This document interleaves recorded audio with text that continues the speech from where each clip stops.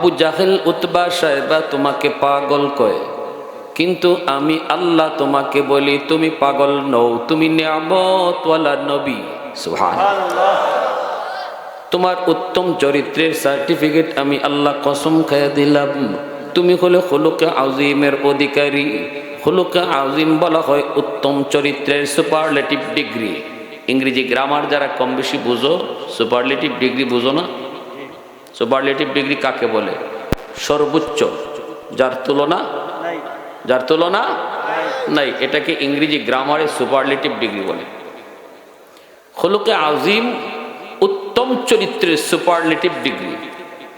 খুলুকে হাসান, খুলুকে কারীম, খুলুকে আযীম, উত্তম চরিত্রের তিনটা ধাপ।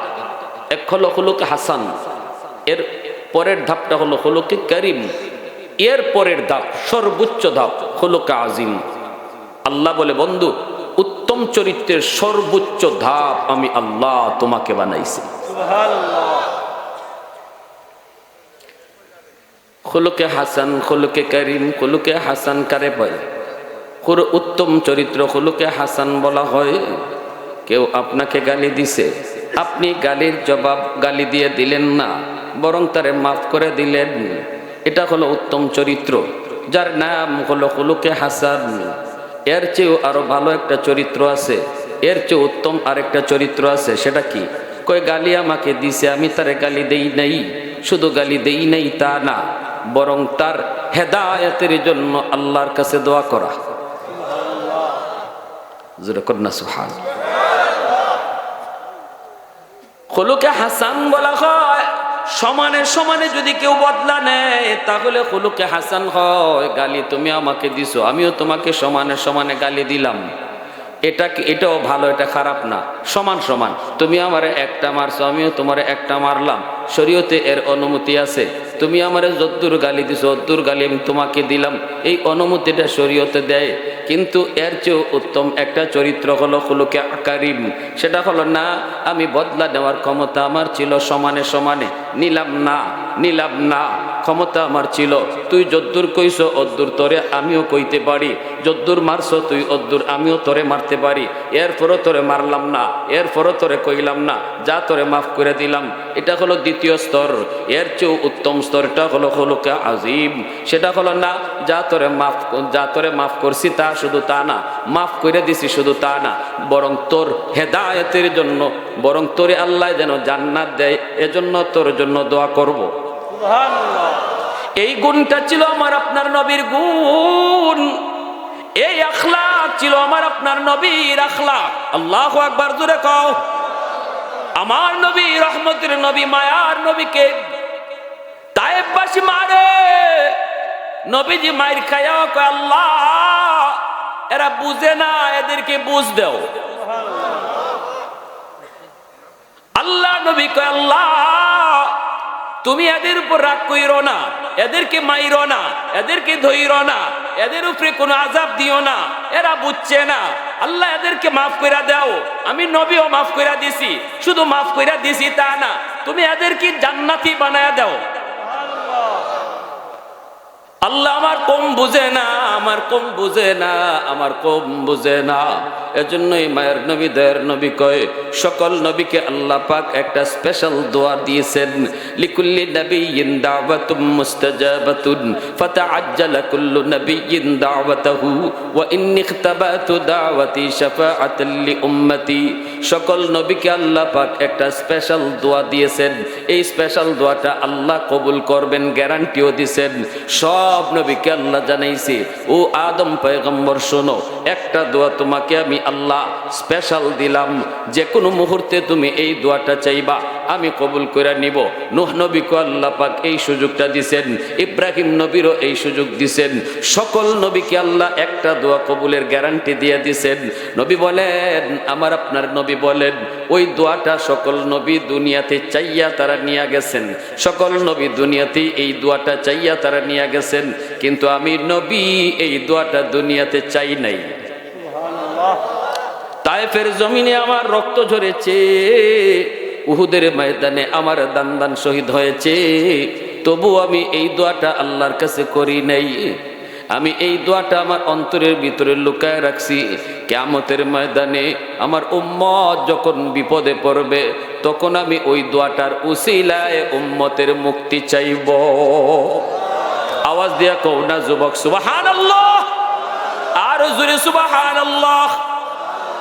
ऐ हबीबे किबरिया तुम पर सलाम, ऐ हमारे दिल रुबा तुम पर सलाम, दिल सदा कहता रहा तुम पर सलाम, ऐ हमारे दिल रुबा तुम पर सलाम। मस्जिदे अक़सा में जुमला अंबिया, मस्जिदे अक़सा में जुमला अंबिया मुक़्तदी थे और वह तुम मुक़्तदा, मुक़्तदी थे और वह तुम मुक़्तदा, ऐ हबीबे किबरिया तुम पर सलाम, दिल सदा कहता रहा तुम पर सलाम। आवाज दिया कौन अल्लाहु अकबर। এজন্য আল্লাহর নবী, রহমতের নবী, মায়ার নবীর এই আদর্শের নাম হলো খুলুকে আজিম। আল্লাহ পাক বন্ধু নিশ্চয়ই নিশ্চয়ই আমি আল্লাহ তোমাকে খুলুকে আজিমের অধিকারী বানাইছি, খুলুকে আজিমের অধিকারী বানাইছি। মায়ার নবী, দয়ার নবীর আখলাক কত সুন্দর ছিল। নবীজি হেরা গুহায় যখন জিব্রাইলে আমিনের মাধ্যমে নবীজি ভয় পেয়ে গেলেন, জিব্রাইল যখন নবীর সাথে প্রথম সাক্ষাৎ দিলেন নবীজি তো চরম ভয় পেয়ে গেলেন। হায় হায়, ইনি কে? এত বড় মানুষ তিনি কে? নবীজি ভয় পেয়ে আম্মাজান খাদিজাতুল কুবরা রাদিয়াল্লাহু তাআলা আনহাকে এসে বলেন, ও খাদিজা, জাম্মিলুনি জাম্মিলুনি জাম্মিলুনি, আমাকে কম্বল দিয়ে আচ্ছন্ন করো, কম্বলে দিয়া তুমি তাড়াতাড়ি পেঁচায় ধরো, আমার তো জ্বর আসতেছে, তাপ আসতেছে। কেন? কই ভয় পেয়েছি, ভয় পেয়েছি। ভয় কেন ভয় পেয়েছেন? কয় এমন একজন দেখছি তার পা হলো মাটিতে, মাথা হলো আসমানে। আম্মাদান খাদিজাতুল কুবরা রাদিয়াল্লাহু তাআলা আনহা বলেন, না গো নবী, না না, আপনার কোনো ক্ষতি হইতে পারে না। তখনও নবী নবী হন নাই। আল্লাহর নবী, রহমতের নবীকে আম্মাদান কয়, না গো স্বামী, না, আপনার কোনো ক্ষতি হইতেই পারে না, আল্লাহ আপনার কোনো ক্ষতি করতেই পারে না। কাল্লা লা ইউখজিকাল্লাহু আবাদা, ইন্নাকা লাতাসিলুর রাহিমা ওয়া তাহমিলুল কাল্লা ওয়া তাকসিবুল মাদুমা ওয়া তুঈনু আলা নওয়াইবিল হক ওয়া তাকরিদুদ দাইফ। ওগো নবীজি, ওগো আমার প্রাণের স্বামী, না, এক নাম্বার আপনার গুণ হলো আপনি আত্মীয়তার সম্পর্ক রক্ষা করে চলেন। যেই মানুষটা আত্মীয়তার সম্পর্ক রক্ষা করে চলে আল্লাহ তারে বিপদে ফেলায় না। সুবহানাল্লাহ, জোরে কোন। না না, আল্লাহ আপনারে বিপদে ফেলাইতে পারি না, কারণ আপনি আত্মীয় স্বজনের খবর নেন। কই আমার চাচা, কই আমার ফুফু, কই আমার নানা, কই আমার খালা, ওই আত্মীয় স্বজনের খবর নাও। রহমতের নবী, মায়ার নবী বলেছেন, যুবক, বাবার কবরে তুমি খেদমত পাঠাইতে চাও, মার কবরে তুমি খেদমত পাঠাইতে চাও, দেখো বাবার রক্তের মানুষ কারা কারা দুনিয়ায় আছে, মার রক্তের মানুষ কারা কারা আছে। বাবা কবরে শায়িত, বাবার রক্তের মানুষ চাচা, বাবার রক্তের মানুষ ফুফু, বাবার রক্তের মানুষ চাচাতো ভাই বোন, বাবার রক্তের মানুষ ফুফাতো ভাই বোন। রাসূল কয়, যখনই ফোন দেয়া কইবা, চাচা তুমি কেমন আছো, আল্লাহ নবী কয় যেন কবরে বাবার কাছেই তুমি ফোন লাগায় দিছো। একটু আওয়াজ দিয়ে কও না সুবহানাল্লাহ। মা তোমার দুনিয়াতে নাই যুবক, মার কবরে তুমি খেদমত পাঠাইতে চাও। নবীজি বলেন কেমনে পাঠাইবা? আমি নবী কই তোমার মা দুনিয়াতে নাই, দেখো মার রক্তের মানুষ কারা কারা আছি, দেখো মার রক্তের মানুষ হলো খালা, মার রক্তের মানুষ হলো মামা, মার রক্তের মানুষ হলো নানা নানি, মার রক্তের মানুষ হলো মামাতো ভাই বোন, মার রক্তের মানুষ হলো খালাতো ভাই বোন। যখনই তুমি খালার একটা ফোন দিয়ে কইবা খালা তুমি কেমন আছো, আল্লাহ রসুল কইরে যুবক যেন মার কবরে তুমি ফোনটা লাগাইয়া বলছো মা তুমি কবরে কেমন আছো। রহমতের নবী মায়ার নবী কয় জন্য আত্মীয়তার সম্পর্ক রক্ষা করে চলো। আজকে আমরা তো নিজে যদি কোটিপতি হয়ে যাই, শিল্পপতি হই, আমি যদি লন্ডনী হই, তাহলে আমার চাচাতো ভাই গরিব হলে তার পরিচয় দিতে চাই না, ঠিক কিনা জোরে বলেন? আমার রক্তের মানুষ গরিব হলে পরিচয় দিতে চাই না। মার নামে বাবার নামে 10টা 20টা গরু জবাই করে জিয়াফত করি, কিন্তু মার রক্তের মানুষের খবর নেই না, বাবার রক্তের মানুষের খবর নেই না। আল্লাহ নবী কয় না, বাবার কবরে মার কবরে কিছু পাঠাইতে চাও, বাবার রক্তের মানুষের খবর নেও, তাদের সুখে দুঃখে পাশে দাঁড়াও। যখনই তাদের পাশে তুমি দাঁড়াইলা যেন বাবার কবরে তুমি বাবার পাশে দাঁড়াইছো। আওয়াজ দিয়ে কন্যা সুবহানাল্লাহ। এজন্য আম্মা জান খাদিজাতুল কুবরা রাদিয়াল্লাহু তাআলা আনহা বলে না গো নবী না, না গো স্বামী না, না আপনার কোনো ক্ষতি হইতে পারে না, আল্লাহ আপনার কোনো ক্ষতি করতে পারে না। 1 নাম্বার গুণ হলো ইন্নাকা লাতাসিলুর রাহিমা ওয়া তাহমিলুল কাল্লা, যার বোঝা উঠাইতে পারে না তারে আপনি বোঝা উঠায় দেন। অর্থাৎ যে ঘর চালাইতে কষ্ট হয়, সংসার চালাইতে যার কষ্ট হইতেছে, বউ বাচ্চা নিয়ে চলতে তার কষ্ট হয়, অনেকগুলা সদস্য ঘরে আছে কিন্তু বেচারা ইনকাম কম, কষ্ট হয়। যার চাকরি নেই তারে আপনি চাকরির ব্যবস্থা করে দেন, যার ইনকাম নাই তার একটা ইনকামের ব্যবস্থা করে দেন। এজন্যই তো আমার মায়ার নবীর কাছে যখন ভিক্ষুক ভিক্ষা চাইলো, নবীজি এই টাকা দিয়া তার একটা কোরাল কিডনে দিয়া গাছ কাটার জন্য ফাটাইয়া দিছেন। নবীজি একটা কাজের সন্ধান লাগাইয়া দিছেন। আল্লাহর নবীর কাছে কেউ যখনই অভাবী এসে অভাব দেখাইতো, নবীজি শুধু সাহায্য করতেন তা না, বরং তার একটা যে কোনো কাজের মধ্যে নবী লাগাইয়া দিতে।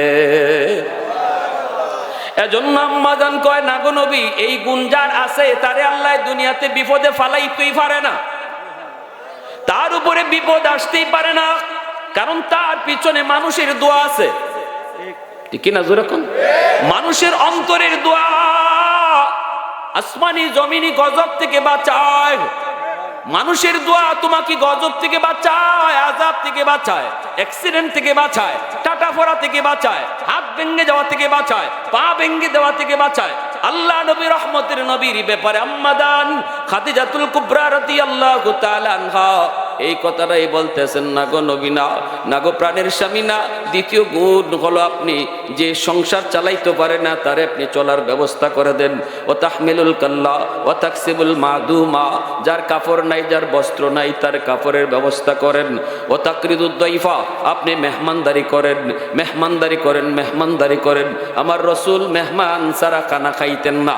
নবী কয় তোমরা মনে করো মেহমানে আইসা তোমরার কমায়, আর আমি রসুল বলি মেহমান আইলে তোমাদের বাড়ায়। সুবহানাল্লাহ।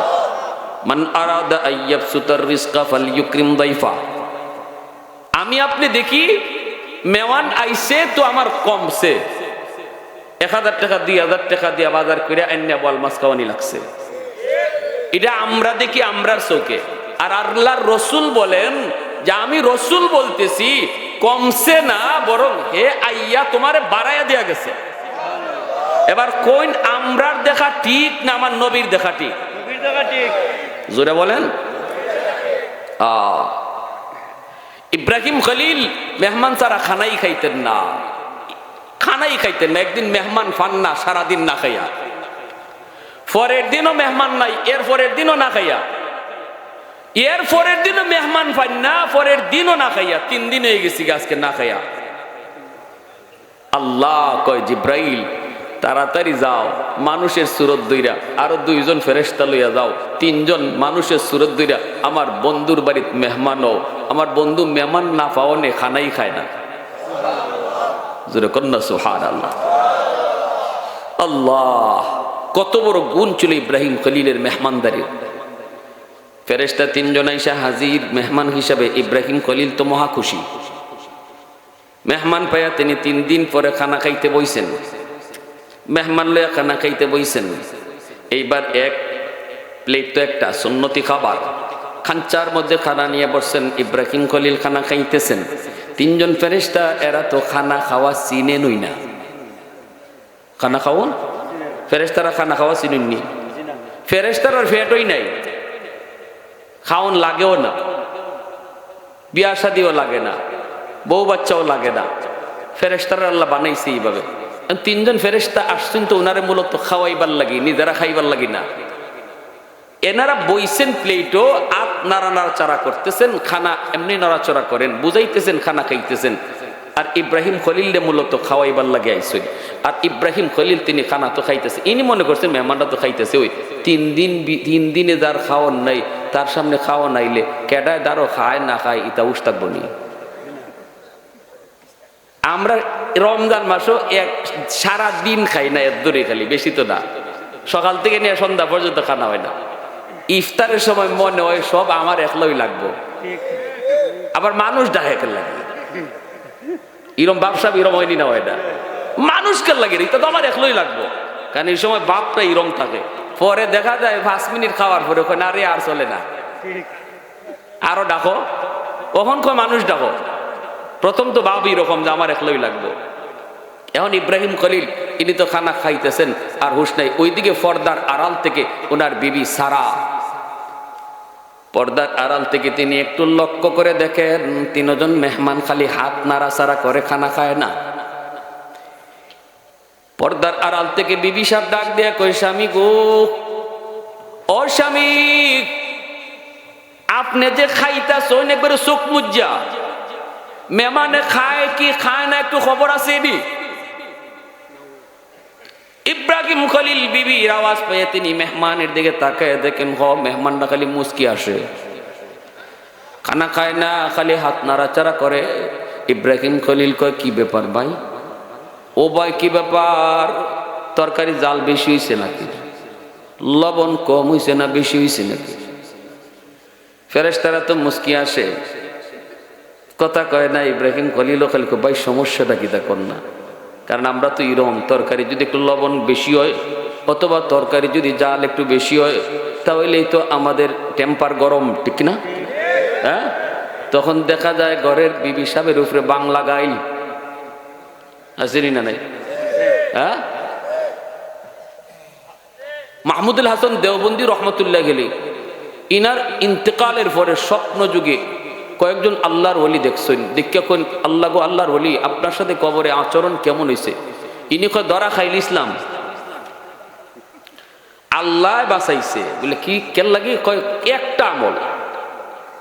কিতা? কয় আমলটা হইলো আমার বিবি সাহেব একদিন রাঁধছে, তরকারি এমন লবণ দেওয়া দিছে মনে বুলে 3-4 বার দিলাইছে, মনে নাই লবণ দিতে দিতে তরকারি তিতা, জমের তিতা। আমার যখন আন্যা দিয়েছে আমি একটু মুখে দিয়ে বুঝছি, ওরে বাপরে বাপ, এটা তো খাওয়ার মতো না। এখন আমি চিন্তা করলাম যদি বলি বিবি এটা কি জাত তরকারি রাঁধছো, বিবি তো শরম পাইব। সারা জীবন আমারে আরামে আরামে খাওয়াইলো, প্রতি অক্ত আমারে নিয়ম মতো খাওয়াইলো, একটা দিন না হয় ভুল হইছে, সেও তো আল্লাহর বান্দি, সেও তো আল্লাহর একজন গোলাম, ভুল তো হতেই পারে না, আমি তার এই ভুলটা মাফ করে দিমু, আমি তারে লজ্জাও দিব না। অতএব ইনি কোনো কথাই বললেন না, ইনি এই তিতা তরকারিটাই খাইতেছেন আর বলতেছেন, বিবি গো আজকের তরকারি অত মজা হইছে। বিবি কয় কি? বল হ, আজকের তরকারি অত মজা। মহিলার বউরে যদি আপনি তরকারি মজা হইছে, ইতা হইছে, হিতা হইছে ফার্ম দেন, দেখবা খালি ফুলে ওই।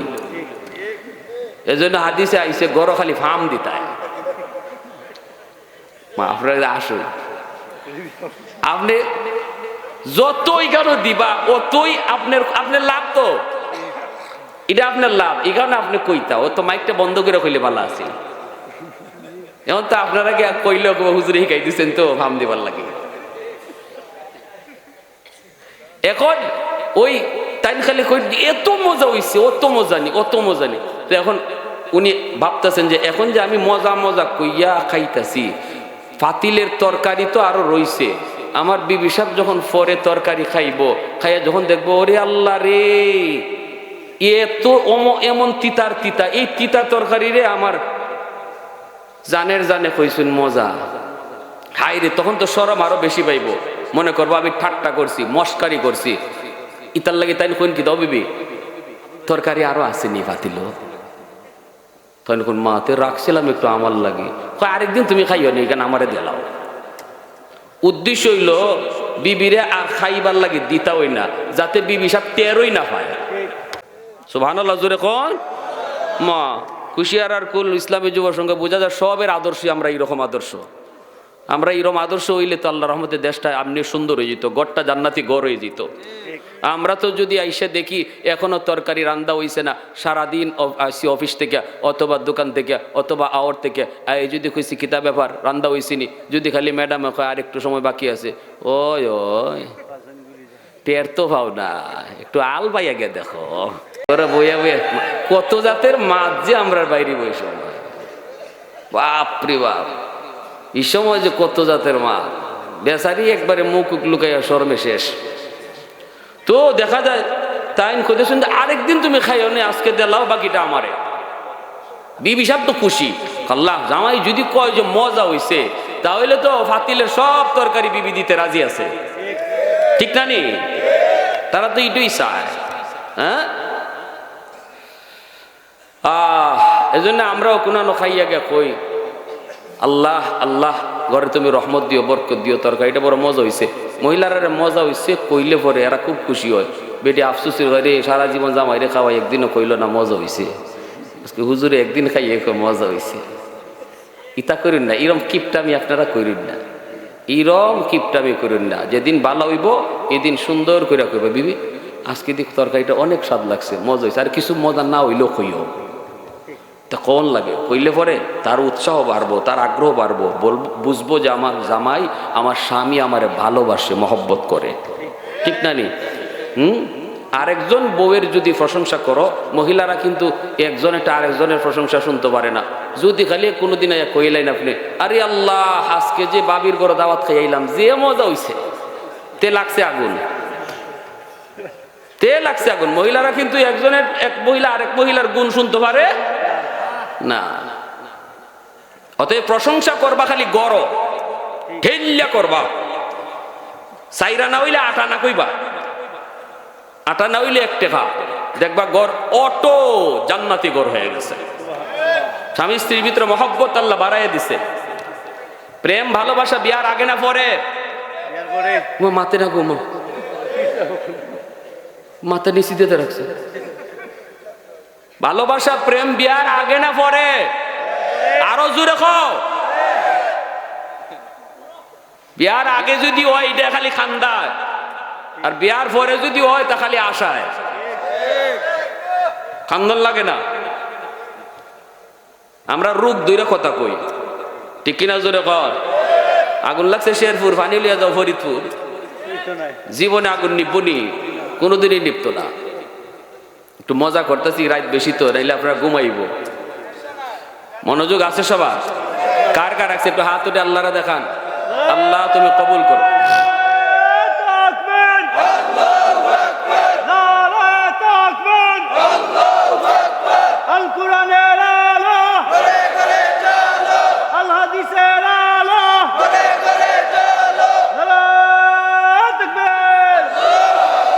আমার ভাইরা বন্ধুরা এবার একটু মনোযোগ দিয়ে দিলটা নরম করে কথাগুলি বুঝো।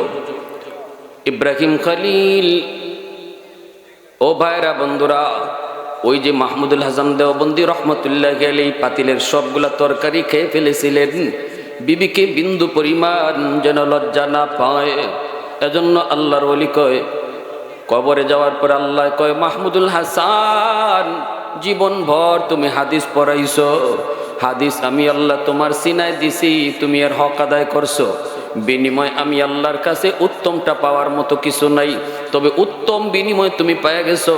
আমার একজন বান্দির একটা দোষ তুমি গোপন করে রাখছিলা, এই দুনিয়ার কাউকে তুমি জানাও নাই, তুমি জানো আর আমি আল্লাহ জানি। ওই দিন তরকারিটা কেমন হয়েছিল দুনিয়ার কেউ জানে না, শুধু তুমি জানো আর আমি আল্লাহ জানি। আজও পর্যন্ত তোমার মরণের আগ পর্যন্ত তোমার বিবি জানে না ওই দিন কেমন তরকারিটা তুমি খাইছো, এত তিতার তিতা। ওই আমলটা আমি আল্লাহ এত পছন্দ করেছি, এত পছন্দ, ওই আমলের উসিলায় আমি তোমার জান্নাতের উঁচু মাকাম আমি দান করলাম। এজন্যই ভাইরা আমার,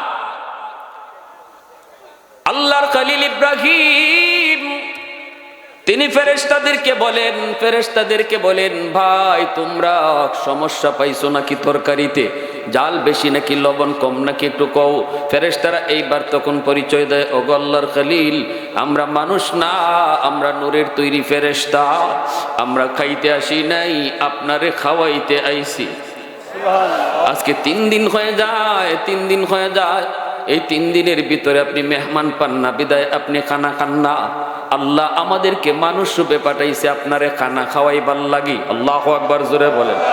এজন্যই আম্মা জান খাদিজাতুল কুবরা রাদিয়াল্লাহু তাআলা আনহা বলেন, নবী গো না, আপনি ভয় পেন না, ভয় পেন না, ভয় পাওয়ার কোনো কারণ নাই। আপনার কোনো ক্ষতি হইতেই পারে না, আল্লাহ আপনার কোনো ক্ষতি করতেই পারে না, কোনো বিপদ আপদ আপনার উপরে আসতেই পারে না, কারণ আপনার পিছনে মানুষের দোয়া আছে, আত্মীয় স্বজনের দোয়া আছে, গরিবের দোয়া আছে, মেহমানের দোয়া আছে। আল্লাহু আকবার, জোরে কোন। ওয়াতুইনু আলা নওয়াইবিল হক, সব সময় আপনি ভালো কাজে মানুষকে ডাকেন, মন্দ কাজ থেকে বিরত রাখেন। এই গুণগুলি আপনার ভিতরে আছে। আমার নবী, রহমতের নবী, মায়ার নবী আম্মা জান খাদিজাতুল কুবরা রাদিয়াল্লাহু তাআলা আনহার ব্যবসার চিফ ম্যানেজার নবীজি আম্মা জান খাদিজাতুল কুবরা রাদিয়াল্লাহু তাআলা আনহার প্রথমে নবীজি আয়েশা চাকরি নিছেন। আম্মা জান কয় চাকরি আমারই কেন নাই। নবীজির চাচা আবু তালিব আল্লাহর নবী ডাক দেয়া কয়, চাচা আমি একজন জোয়ান মানুষ, বেকার থাকতে ভালো লাগে না, বেকার থাকতে ভালো লাগে না। বেকার হলো সমাজের জন্য বোঝা, বেকার হলো দেশের জন্য বোঝা। যে বেকার থাকে তার মাথা শয়তানের আড্ডা। বেকার মানুষগুলা তারা সমাজে খারাপ কাজে লেগে যায়। বেকার যুবক গাঞ্জা খায়, ইয়াবা খায়, বেকার যুবক সে খারাপ কাজে মগ্ন হয়। অতএব না না চাচা, আমার আপনি কাজে লাগাইয়া দেন, যে কোনো একটা কাজে আপনি লাগাইয়া দেন। নবীর চাচা আবু তালিব কয়, ভাতিজা তাহলে চল, মক্কার ভিতরে সবচেয়ে ধনী সবচেয়ে বড় ব্যবসায়ী হলো খাদিজা, চলো খাদিজার কাছে যাই, যাইয়া দেখি কোনো চাকরি বাকরি আসেনি। আম্মা জানের কাছে মায়ার নবীকে নিয়ে হাজির হলেন নবীর চাচা। আইসেই ডাক দিয়া বলে, খাদিজা তুমি তো বহুত বড় একজন ব্যবসায়ী, তোমার ব্যবসায়িক সেক্টরে কোনো চাকরির পোস্ট খালি আসেনি, কে করবো চাকরি? কয় আমার ভাতিজাটা, এই যে ভাতিজার নাম হলো মোহাম্মদ, এই ভাতিজাটা কাম করতে চায়। সাথে সাথে আম্মা জানে কয়, আমার এখানে কোনো পোস্ট নাই, সব পোস্ট ফুলফিল, একটা জায়গা শুধু খালি আছে, তাও আমার রাখাল, বকরি রাখাল। এই বকরি রাখাল সে কদিন যাবৎ ছুটিতে গেছে, এই কদিনের জন্য সেই কামটা করতে পারে, তবে আমি এই কাজ আপনার বংশের কাউকে দিব না, কারণ আপনি হলেন আরবের সবচেয়ে সম্মানী বংশের মানুষ, আপনারা হলেন কুরাইশ বংশের মানুষ। তাম পৃথিবীর সমস্ত বংশের ভিতরে সবচেয়ে দামি বংশ হলো কুরাইশ বংশ। এই বংশের মানুষ না না, তারে আমি ওই রকম একটা ছাগল চড়ানির চাকরি দিতে পারি না, না না এই চাকরি দিতে পারি না। তবে খবর রাখেন, যদি কোনো পোস্ট খালি হয় আমি আপনার ভাতিজারে চাকরি দিব। এই বইলা আম্মা জান বিদায় দিয়ে দিলেন। নবীকে নিয়ে নবীর চাচা ফিরত আসতেছেন। আমার নবীর মন ভালো না, নবী তো কাম চায়, নবী তো কাম কর্ম করে খাইতে চায়, নবী তো বেকার থাকতে চায় না। এইবার নবী বলতেছে, চাচা আমার এই কামটা ওই দেন, যেই কামটা বকরি রাখালির এটা ওই দেন, এই চাকরিটাই আমি করবো। ভাতিজা এটা কস কি, তুই আমাদের বংশের একটা ইজ্জত আছে, বংশের একটা ইজ্জত আছে। আল্লাহ নবী কয়, চাচা কর্ম যদি ছোট হয় এটাকে ঘৃণা করতে নাই, এটাকে ছোট চোখে দেখতে নাই। কর্ম যদি হালাল হয় এটাকে সব সময় বড় মনে করতে হয়, কারণ এই কাজ আর কর্ম আর চাকরি মানুষে খাওয়ায় না, খাওয়ায় মূলত কে? আওয়াজ দিয়া বলেন কে? অতএব কাজটা যদি হালাল হয়, ছোট হোক বড় হোক, আল্লাহ এই কাজের উসিলায় আমাকে আপনাকে খাওয়ায়। চাকরি আমারে খাওয়ায় না, ব্যবসা আমারে খাওয়ায় না, জমি জমা আমারে খাওয়ায় না, আল্লাহ এই উসিলায় আমাদেরকে খাওয়ায়। ঠিক কিনা? ঠিক কিনা? নবী কই না গো চাচা, কখনো কোনো কর্মকে ছোট করে দেখা ভালো মানুষের কাম না। আপনি আমারে এই কাজটাই দেন। নবীজির চাচা আসলেন, আইসা ডাক দিয়া কয়, খাদিজা আমার বাতিজা ইডই করব। নবীজি এই চাকরিতে জয়েন করলেন। ছাগল নিয়ে নবী চলে গেলেন হাওড়ে। নবীজি হাওড়ে গেলেন, ছাগলগুলা খাইলো, পেট ফাতাইর করে সবগুলা ছাগল আইছে। আম্মাদান খাদিজাতুল কুবরা কয়, হায় হায় আমার ছাগলগুলি কোনো দিন তো এত পেট বইরা খানা খায় না, হায় হায় কই রাখে আমারই রাখালে। কয়েকদিন যাওয়ার পরেই দেখে প্রতিটা ছাগলের চেহারা সুন্দর হয়ে গেছে, নাদুস নুদুস। এইবার আম্মাজান কয়, আমার একটু দেখা দরকার, আমার রাখালে বকরি রাখে কই? আগেও তো রাখালে রাখতো, কিন্তু রাখে কই? ছাদের উপরে উইটা তিনি তাকায় দেখেন মায়ার নবী, দয়ার নবী, তিনি ছাগল রাখালি করেন। আর নবীর মাথার উপরে একটা মেঘের আবর নবীকে ছায়া দিয়া রাখছে। আম্মাজান দেখে একটা বিষাক্ত সাপ নবীকে ফনা দইরা বাতাস দিতেছে, আর নবীর ছাগলগুলি বাগে রাখালি করতেছে। এই দৃশ্য তিনি ছাদ থেকে দেখাই আম্মাজান চিৎকার দিয়ে আল্লাহু আকবার। এই যুবক তো সাধারণ কোন যুবক নয়। আল্লাহু আকবার জোরে বলেন। হায়, আমি তো একজন মহামানবকে চাকরি দিছি, এ তো সাধারণ কোনো যুবক নয়। সাথে সাথে আম্মাজান সকল চাকরিজীবীদেরকে ডাকলেন, সকল কর্মজীবীদেরকে ডাকলেন, চিফ ম্যানেজারকে ডাকলেন, সুপারভাইজারকে ডাকলেন, ক্যাশিয়ারকে ডাকলেন, সব ম্যানেজারগুলাকে ডাকলেন। ডাইকে তিনি মিটিং কল করলেন। মিটিং কল করে তিনি মালিক আজকে বলতেছেন, শোনো, জরুরি একটা এজেন্ডা নিয়ে বসেছি। এজেন্ডা হলো আজকে থেকে আমার সকল সেক্টরের সকল ম্যানেজারের ম্যানেজার একজন হবে। সকল ম্যানেজারের ম্যানেজার যে হবে সেই ম্যানেজার আমি ঠিক করেছি, যারে চিফ ম্যানেজার কয়। জাননি সে কে? সবাই জানতে চায় সে কে। তখনই আম্মাজান কয়, সে হলো আমার এই ছাগল রাখাল। কয়েকদিন আগে যারে আমি ছাগল রাখালিতে নিয়োগ দিছি সেই যুবক, যার নাম হলো মোহাম্মদ, সেই হবে আজকে থেকে আমার সকল ব্যবসার চিফ ম্যানেজার। সব ম্যানেজার বেখা হয়ে গেছি। 2 দিন হয়েছে না আইসে পেটারে আপনি চিফ ম্যানেজার বানাই দিয়েছেন, আমরা চাকরি করবোই না। ম্যানেজার অমুকে কয় আমি চাকরি রিজাইন দিলাম, ক্যাশিয়ারে কয় আমি চাকরি রিজাইন দিলাম, হেমুকে কয় আমি রিজাইন দিলাম। আম্মাজান কয় অসুবিধা নাই, রাস্তা মাফো, যার যার বাড়ি যাও। সব বাড়িতে আইসে। এখন বউ 2 দিন পরে কয়, কি ব্যাপার ঘরে বই রইছ, চাকরি যাও না? কয় কেমনে যাইমু? 2 দিন হয়েছে না এক বেটা আসছে, এক যুবক আসছে, তারে এখন চিফ ম্যানেজার বানাই দিছে, আমরা কোনো দামই নেই, এজন্য চাকরি চাইরে আইছি। বউয়ে কয়, তো এখন ঘর চলতো কেমনে? বাচ্চা কাচ্চা খাইতো কেমনে? 2 দিন ধরে যে ঘর খাওয়ার নাই, বুঝতেছো নি? ম্যাডামে কারে চিফ ম্যানেজার বানাইব, কারে কি করবো, এটা তোমার কি? তোমার দরকার হইলো তুমি চাকরি করতে, মাস শেষে বেতন পাইতে, তাড়াতাড়ি অফিসে যাও। ঘরের ঠেলা হইলো বড় ঠেলা, ঠিক কিনা জোরে? এমন ঠেলা সব আইসিন। আবার এদিকে আম্মাজান আমার রসুলকে কইতেছে, মোহাম্মদ আপনি 90 দিনের জন্য সিরিয়া চলে যান ব্যবসায়, 90 দিনের জন্য ব্যবসায়িক কাফেলা নিয়ে যান, আর এদিকে আমি সামাল দিতেছি। নবী কিন্তু বারবার নিষেধ করছেন, আপনি এটা কইরেন না, আমি মাত্র জয়েন করছি, আমার আপনি চিফ ম্যানেজার বানায়েন না, আমি এত কিছু বুঝি না। আম্মাজান কয়, আপনার বোঝা লাগতো না, যা বুঝার আমি বুঝছি, আমি বুঝছিও দেখছিও। আল্লাহু আকবার জোরে। নবীকে পাঠিয়ে দিয়েছেন 90 দিনের জন্য সিরিয়ায়, আর এইদিকে সব ম্যানেজার হল আইসে, আইয়া আজুর করে দাঁড়াইছে, ম্যাডাম বলে গেছি আমরা চাকরিতে আবার নিয়োগ দেন, ঘর থেকে প্রেশার আইছে। তখন আম্মাজান কয়, চাকরিতে নিয়োগ দিতাম পারি, আগে কাগজ একটা স্বাক্ষর দেওয়ান লাগবো। কই যে কোনো স্বাক্ষর নেন আপনি, অসুবিধা নেই।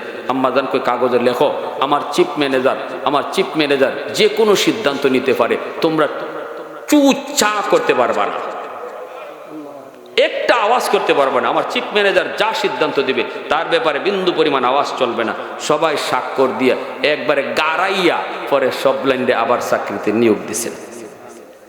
এদিকে আল্লাহর নবী সিরিয়ায় 90 দিন চলে গেল, অল্প 2টা দিন আর বাকি আছে। আম্মাজান ছাদের উপরে উইটা বান্ধবীদেরকে সখীদেরকে নিয়ে তিনি নবীর অপেক্ষায় দাঁড়ায় রইছে। তিনি তো আল্লাহর নবীর ওই দিনের চিত্র দেখার পরপরই মনের ভিতরে নবীর প্রতি দুর্বলতা চলে এসেছে। আল্লাহর নবীর প্রতি তার প্রেম, তার ভালোবাসা অন্তরের ভিতরে জন্ম নিল। স্বপ্ন যুগ মায়ার নবীর চেহারা আম্মাজানে দেখে তিনি তো এই সেই নারী যেই নারীকে বিয়ে করার জন্য মক্কার বড় বড় জমিদারের ছেলেরা পর্যন্ত পাগল, বড় বড় রাষ্ট্রপ্রধানের প্রিন্সেরা পাগল, যুবরাজরা পাগল। আরবের সবচেয়ে সুন্দরী নারী ছিলেন আম্মাজান খাদিজাতুল কুবরা। যদিও তার বয়স 40, যদিও এর আগে 2টা বিয়ে হয়েছে, কিন্তু এরপরও ওনাকে বিয়ে করার জন্য লাইন ধরে আছে যুবরাজরা, প্রিন্সের মতো লোকরা, হ্যাঁ, সবাই লাইন ধরে বসা। কিন্তু ইনি কারো বিয়েতে রাজি হন না। পুত পবিত্রা ওনার উপাধি। আরবের জমিনে ওনাকে তাহেরা কইয়া ডাকা হতো। পুত পবিত্র একজন নারী হিসাবে সবাই চিনত। আদর্শ তার অনেক সুন্দর, চরিত্র অনেক ভালো। ওই অবস্থায় নবীজির প্রতি দুর্বল। উপরে উইটে নবীর পাহাড় নবীর দিকে তাকায়, নবী কখন আসে, আমার ম্যানেজার কখন আসে, আমার ম্যানেজার কখন আসে। বান্ধবীদেরকে কয়, বান্ধবীরা বল বল, তোরা যদি আগে কেউ কও ওই যে তোমার ম্যানেজার আয়, আমি তোরে যত ইচ্ছা মিষ্টি খাওয়াইমু। সব সাইয়া রয়েছে শামশিরিয়ার দিকে। কেডায় কইতো ওই যে তোমার ম্যানেজার আইতেছে। আর খালি কই, সখীরা ক না আমার ম্যানেজার দেখতে কেমন, ক না তার হাসিটা কেমন, ক না তার কথাগুলি কেমন। সগুলি খালি কই তোমার ম্যানেজার ম্যানেজার না, বেনজির বেবিশাল, দুনিয়াতে তার মতো আরেকজন হইতেই পারে না। এটা তো আমার আল্লাহর কথা। জিব্রাইল যখন কইছে নবী গো আমি তামাম দুনিয়া ঘুরছি, আপনার মতো আরেকজন পাইছি না। আল্লাহ কই, জিব্রাইল তুমি ফাইবাই কেমনে, আমি বানাইলেন না ফাইতা। সুবহানাল্লাহ জোরে কও। আমি আল্লাহ আমার বন্ধুর মতো আরেকজন বানাইলে তো তুমি দেখবা, আমি তো বানাই নাই, তাহলে দেখবা কি কইরা। হঠাৎ করে আম্মাজান নিজেই চিল্লি মারছে, কই যে আমার ম্যানেজার আসতেছে। সবাই তো অবাক, কই আমরা দেখলাম না, তুমি হঠাৎ করে চিল্লি মারছো, ওই যে আসতেছে, কই দেখছো? আমরা দেখি না। কই তোরা দেখতি না, আমি দেখছি। কই কেমনে দেখছো? কই আমি যেদিন ছাদের উপরে ওইটা রাখালকে দেখতেছিলাম, সেদিনও দেখেছি তার মাথার উপরে একটা আবর। ওই যে শামশিরিয়ার দিকে দেখ, একটা আবর এইভাবে আইতেছে। আমার মনে হয় এই আবরের ছায়ার নিচেই আমার ম্যানেজার। একটু পরেই তোরা দেখবি, একটু পরেই তোরা দেখবি, আমি আবর দেখে বুঝে ফেলেছি আর নিচেই আমার ম্যানেজার। হঠাৎ করে তারা তাকায় দেখি সত্যি সত্যি সেই আবরের ভিতরে থেকে আমার নবীর চেহারা দেখা যায়। আল্লাহু আকবার জোরে বলেন। নবীজি চলে আসলেন। এইবার আম্মাজান খাদিজাতুল কুবরা খুশিতে গোটা ডিপার্টমেন্টকে তিনি মিষ্টি খাওয়াইলেন, সবাইরে তিনি খুশি করলেন। বান্ধবীরে পাঠাইয়া দিলেন, বান্ধবীরা আমি আর পারি না, যা যায় তোরা বিয়ার প্রস্তাব দে। আল্লাহর নবীর কাছে নবী খাদিজার বান্ধবীরা এসে কয়, মুহাম্মদ তোমার মালিকরে কেমন লাগে? কয় ভালোই তো, ইনি তো অনেক ভালো। কয় আর কিছু কও না? রসুল কয় ভালো, উনি অনেক ভালো, উনি অনেক উদার মনের, ভালো তো। বান্ধবীরা কয় তোমার মালিক তো তোমার প্রতি দুর্বল হয়ে গেছে, তোমাকে ভালোবেসে ফেলেছে, সে তো তোমাকে বিয়ে করতে চায়। তারে বিয়ে করার জন্য কত যুবক পাগল, কিন্তু সে কারোতে প্রস্তাবে রাজি না, তোমার জন্য সে পাগল। আল্লাহ নবীকে কি আমি চাকরি করলাম না, না তো সে চাকরি হইয়া সোজা চাচার বাড়ির গে হাজির। চাচাকে বাতি যে কি হয়েছে? আল্লাহ রসুলকে আমি চাকরি করতাম না। কেন? কয় মহিলা এমনি তো খুব ভালো, কিন্তু বেশি সুবিধা না। কেন কি হয়েছে? কয় আমার বিয়া করতে। কয় আচ্ছা চাচা কোন তো? আমি হইলাম তার একজন কর্মচারী, সে হইল আরবের সবচেয়ে ধনী। কেমনে মিলে? আমার নাই ঘর, আমার নাই বাড়ি, আমি চাচার ঘরও খাই। বউ আনলে রাখমু কই? হ্যাঁ, সকালেও আপনার ঘরে খাইয়া গেছি, ঠিক না? নবীজি চাচা আবু তালিবে কথা তো ঠিকই। আচ্ছা বাতি যা, চাকরি না করলে না, তুই থাক। পরের দিনে আম্মাজান খাদিজাতুল কুবরা নিজে বউ ওইয়া রসুলের বাড়ি হাজির হয়ে গেছে।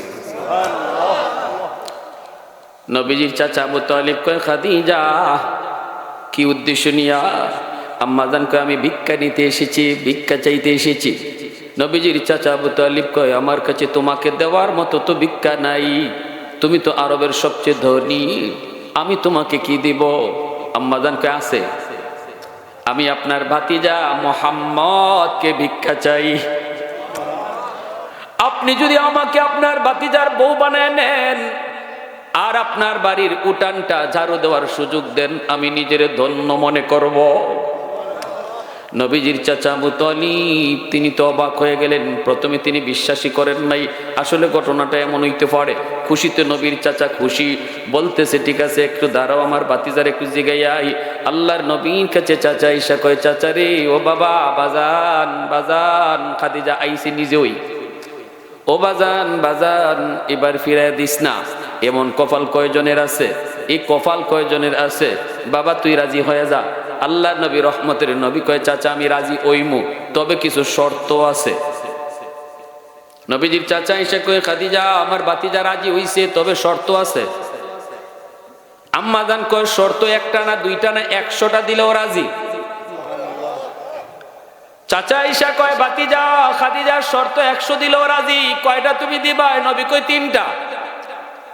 নবীর চাচা আবু তালিব কয়, মাত্র 3টা, আরো 2-1টা বাড়ানা ভাতিজা। খাদিজা তো রাজি আছে, কম কেন লাগে কইতে বেটা, আরো 2-1টা বাড়ানা। আল্লাহ রসুল কয়, চাচা বেশি লাগতো না, আমার 3টা শর্ত রাজি হইলই আমি বিয়াত রাজি। ঠিক আছে ভাতিজা।